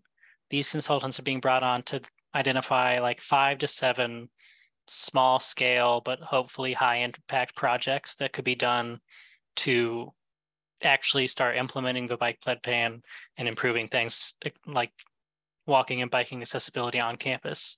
So they have a website that you can go to from the consultants to fill out a survey, and they have a map where you can identify problem points that need to be updated, like you can say like routes that need improvements, barriers to walking and biking. You basically just click and suggest any type of thing that needs to go somewhere on the map. So that's what's going on there. The hope is that even though the scope of this is pretty limited, the hope is that it will like get some momentum going back into getting Duke to be more bicycle and pedestrian friendly. Duke also has a big climate initiative they launched like 6 months ago. And so I'm trying to get Duke to realize that the built environment affects climate a lot. And so try to push things that way. And the consultants, we met, myself, David Bradway from Bike Durham, and a bunch of other Duke employees and students met with the consultants last Wednesday and talked to them all about it, and told them that the city is also redoing their plan. And I was told that the city has reached out to them about it and that they are supposedly talking to each other about it. But Duke is technically ahead in the process of where the city is for the city redoing its plan. So hopefully good things are happening. David Bradway has been a big help bothering Duke parking and transportation and everyone else at Duke into doing things. That's good. The site, maybe we can also just email that to BPAC, so folks who don't see it in the chat just can take a look, and maybe Hannah, you could reshare it with the attendees as well. I think there are a few still. Thanks, Nathan. That's good to know. Yeah, definitely let us know if we can, like, if there's something we can push, like a specific sort of section of the plan that you think we can have an impact on. Yeah, I mean, I think just the biggest challenge is access to campus from by bike from the surrounding areas. Okay. Yeah. Thanks, Nathan. NC Central, we don't have a representative currently. So we'll move on to the comprehensive plan with Ideal and Ed. Any updates there from you all? Not really. The Planning Commission in mid-June voted 12 unanimously, 12-0 to move the long-term comprehensive plan forward. And on August 31st, the City Council and County Commissioners in a joint meeting will take it up in the final public hearing. And hopefully it'll be good to go after that. So we'll probably have just one more update here. I'll mention also that next Tuesday, there's a reception for all of the folks who were involved in working on the plan. The outreach, the policy working groups are being, I guess, recognized at a reception at one of the public libraries in town. But that's it for comprehensive plan. Adil, unless you have something else. I have nothing else to offer. We're headed to the finish line, huh? Okay. Thanks so much, Ed. Yeah. Thanks, Ideal. Any community updates that folks want to bring up? I will drop in. I emailed BPAC, but I'll just drop it in here, and maybe again, Hannah, you can share it with the attendees. The short range transit plan that Go Durham and Go Triangle are taking feedback for right now. Mary Rose pointed me to this a few days ago. Pretty much it's the bus routes and any updates through 2028 are being looked at here. So they have nice images of the existing bus routes and the updated bus routes, what they expect them to be by 2028. And there's some interesting changes, a little bit more frequency, 30 minutes frequencies on all routes, and a lot of them are 15-minute frequencies, which is good. But if there's an area Durham you know well, or a bus route that you tend to take, definitely there's a lot of ways to leave feedback, like survey, you can leave a voicemail. There's pop-up events you can meet in person, and in the email is a lot of that info, but at this link as well. Ed, go ahead. Ed, did you mean to put your hand up? Maybe not. Let me know if you have a question, Ed. Sorry about that. Yeah, just on the transit thing, I'll just say, some of you may recall back in June when Sean Egan was here, he mentioned that there's a task force working on improvements to paratransit. And there was a contract that was signed. They have a contractor, and I think work on that project is set to begin next week, which is great. I think it's being funded from the transit plan funds, the county transit plan, a lot of money, but it's a first step. Well, it's a step. There have been lots of first steps, but it's a meaningful step forward in getting identifying improvements, enhancements that will help the really debilitated paratransit program in Durham. So there's that update. Thanks. Yeah, that's good to know. And something I didn't look at, but I should look at closer in the short range transit plan. I haven't done the survey yet, but if folks are willing and able to take the survey, a good word in for paratransit is something that we should all prioritize as well. Thanks, Ed. Any other community updates from folks? All right. So for old business, yeah, let's ideally you wanted to talk about 70 East, which yeah, I haven't thought about that in a while. Do you have any thoughts or updates? Or, yeah, I do. There, if you go to, and I can put it in the chat, basically like a bit.ly link, bit.ly/US 70 East, you can see there the open survey. It's open till September 11th. And there is within that survey a link that will allow you to register for any of the public meetings. They are open house style, just drop in open house style, where you can, if the maps were too small for you to see online, if the PDFs to zoom in were still too difficult to understand, it's a lot of detail. So there are 4 opportunities. One is online, 3 of them are in person.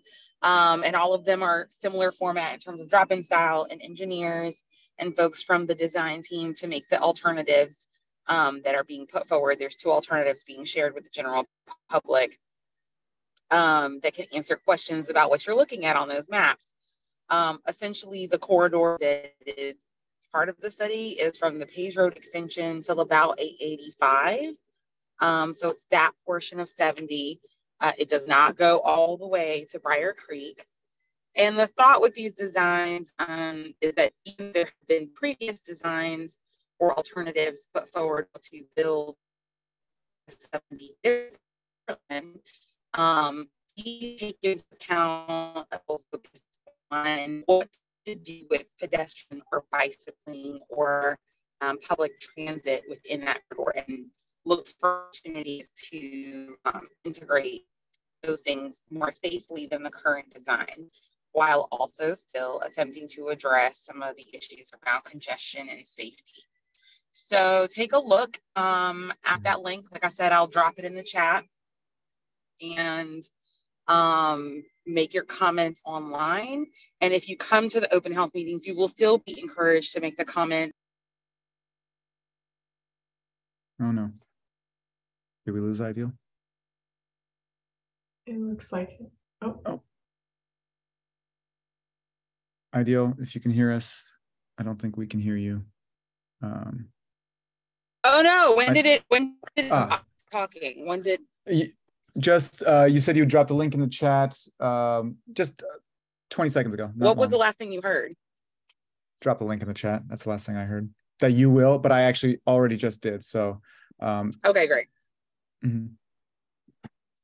So yeah, it's open house style meetings, and so there's going to be a very, very brief presentation and orientation to the space and how to leave your comments. We do want people to leave their comments primarily through the online survey, whether you come to an in-person meeting or not, so that your comments can be properly attributed to the right part of the design and the right alternative designs. There's two of them. So to avoid confusion about whether you're talking about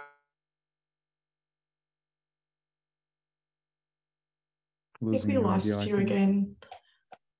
I'll also mention, I think I've added this to just note, maybe Mike, we can bring this up at the PI meeting as well. If folks want a time to talk about it in a group, we won't be able to have a full commission meeting before this is deadline, not September 11th. But if you want to come to the PI meeting, maybe we can leave sort of some time to hash it out. But yeah, we'll do as Ideal says, leave our comments individually in the survey. Ideal, are you there again or in and out? Okay, I'll move forward. Let's wait until Ideal comes back if we have any follow-up questions for that. But that's a great. Just for folks who weren't here, we wrote a letter about 70 East and what we kind of wanted to see there, because I think it's a good opportunity for serious improvement, especially considering there's now like this parallel highway, the 885 like connector, that 70 East doesn't need to be such a high speed, high traffic space, was at least the opinion expressed in the letter. So this is an opportunity to follow up on that. And we can talk about that more at the PI meeting. Hey, Ideal, can you hear us now? Okay. I can, it's just the network going in and out. No worries. Anything, maybe you can leave in the chat any final thoughts you want to share, and I can sort of say those out loud as well. But thanks, and I was saying, if you didn't hear, we'll talk about it at the PI meeting as well. I think because we have that before the deadline, just for if folks have questions they want to discuss in a group. All right. Ed, your hand's up. I'm guessing that was from before, but just feel free to speak up if you have a question. Then, okay, so for other old business, I think we talked about it, but PI and DevRev committee chairs, we did sort of have people in places there who are ready to help and picking up some slack right now, which I appreciate, in Scott helping with DevRev and Mike Shepard helping with PI. Mike remembered that there's a rule that the chair of PI has to be named Mike, so that's why he had to do it. And so we appreciate that. But for folks, especially the new members who are just sort of like seeing what all the different committees are doing, if you're like, I'd love to be chair of this committee, I'm sure both of them would be happy to sort of share responsibilities or see what you can do. So join our meetings, and even if you don't want to be chair, do come and participate. I think we've been getting more and more committee participation, and we want to keep that up. So do try, I think, in the coming months, sort of towards the end of the year, to pick at least one committee to come to each month. And even if you can't, at least sort of be sort of on the emails, so that maybe we can get some folks to pick up, like if we need help reaching out to certain other organizations or other people, kind of all hands on deck helping us there. So we appreciate that. Presentation topics for upcoming meetings, that's at the bottom of the agenda. I'll leave sort of 30 seconds now, just for does anybody have any ideas for presentation topics for future meetings that aren't listed on the agenda at the bottom? We're about to talk about the next couple, but if folks have ideas, just feel free to email them as always. Jeff,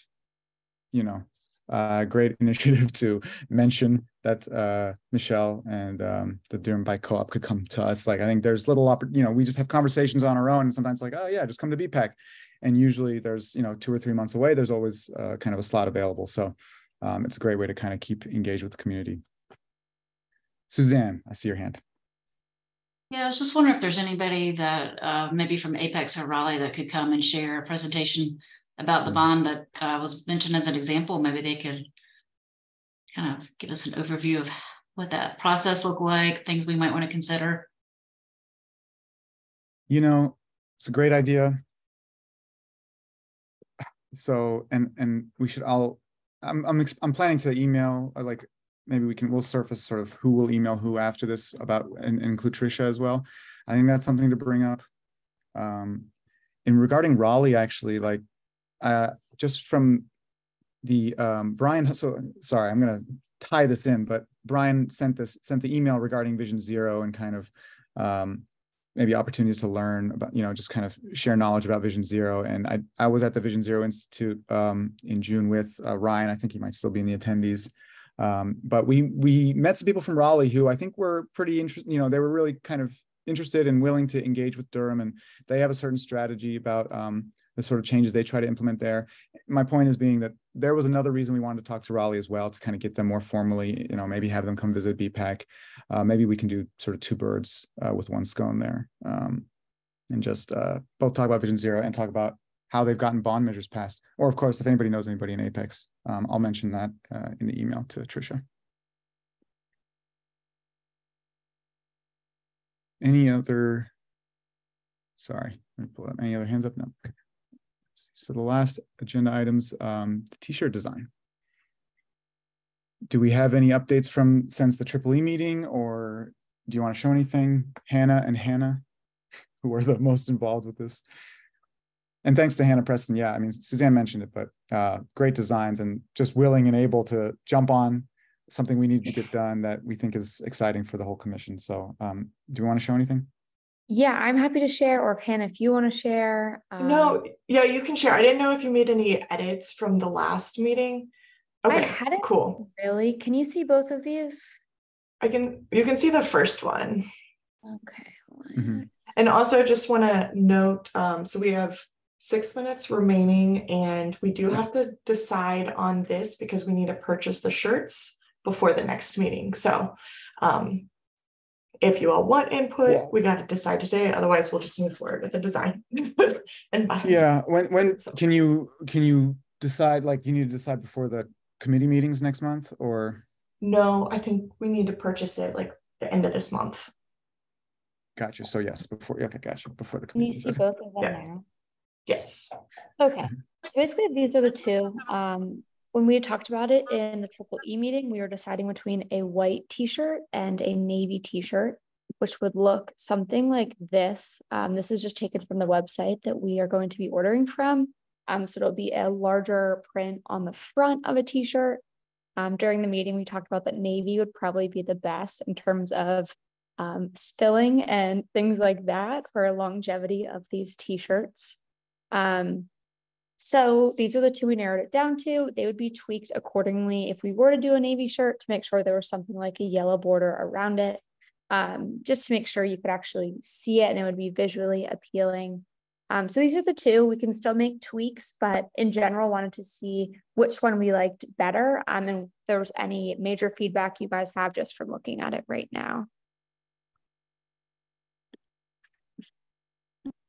I can also summarize maybe, well, yeah, I guess summarize what we kind of discussed at EEE, right? Which was, I think we liked both a lot, and there's some good imagery. I think I tried to describe the imagery at the meeting. So if folks want a description again, just let me know. But these are the images we did look at the EEE meeting. I think we really liked, like on the hexagon on the left, we were thinking if we went with that, we'd probably sort of try to add some more symbolism for the walking portion of our commission, which is it's sort of very bike focused right now, that logo. But I think otherwise, and I'll sort of speak for the commission for the committee EEE, but I think we were liking the hexagon initially, and as a kind of lean just for the sort of just sort of, I think the colors and the feel of it was quite nice, but both are really good. If folks have thoughts or concerns, I guess. And we had discussed maybe some small tweaks to before a final version. So I don't think these are 100% final yet. Yeah, definitely not. So I think some of the things we talked about is if we were to do the one that has just the bikes on it, we would make the bike walk roll a little bit bigger, the established 2001 smaller, and then add a walking element that could just be like the shoes that are on the shoe prints that are on the other side. So kind of playing around with what that would look like. This is it. Was the walking bull added to that one? It wasn't yet. I was playing around with it, Okay. and because of the bowl that we used, it's hard to have it look like it's walking too, to also make it look half decent. So I was trying to find a way to do a walking portion, which I couldn't figure out fully yet. So to be determined on that. No, that's interesting. Yeah, I'll think about it. Maybe there's like some other way to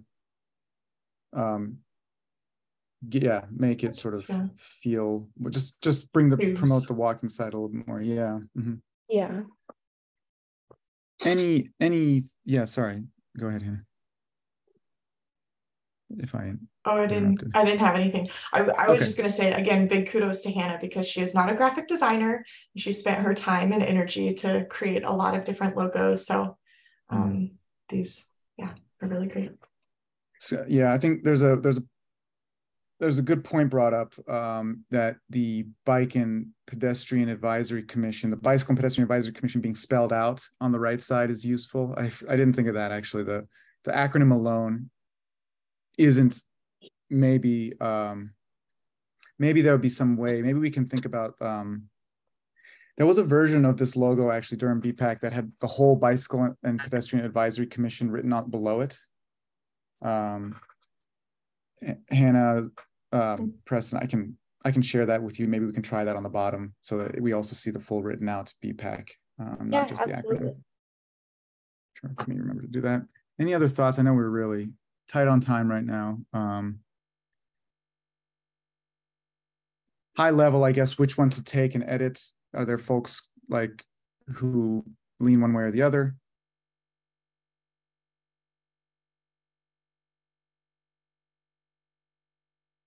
And if you don't speak up, you're committing to wearing this. No, thanks, Nathan. But you're committing to wearing this shirt at every meeting, at least, right?